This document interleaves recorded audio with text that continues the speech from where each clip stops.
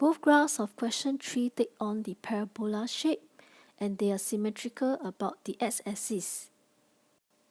When we compare the table of values between y squared equals to x and y squared equals to 2x, for every value of x, the positive y value for y squared equals to 2x is greater than the positive y value for y squared equals to x.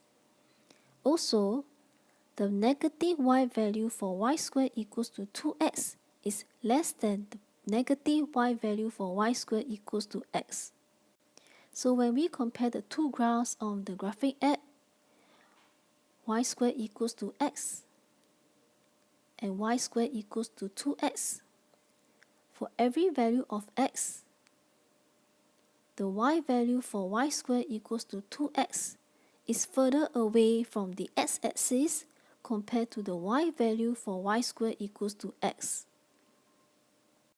Hence, the parabola of y squared equals to 2x should be wider as compared to the graph of y squared equals to x.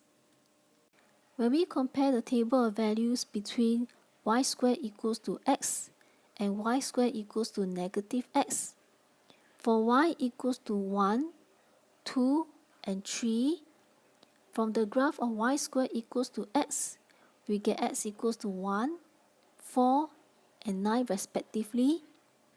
And from the graph of y squared equals to negative x, we get x equals to negative 1, negative 4, and negative 9 respectively. And these values are actually the negative of these values. This means that graphically, the curve of y squared equals to negative x is the reflection of y squared equals to x about the y-axis. So when we sketch the two graphs on the same diagram, the parabola shape of y squared equals to 2x should be wider than the parabola shape of y squared equals to negative x. And both graphs should be symmetrical about the x-axis. You need not follow my way of sketching as long as your sketch shows the characteristic and the relationship of both graphs on the same diagram.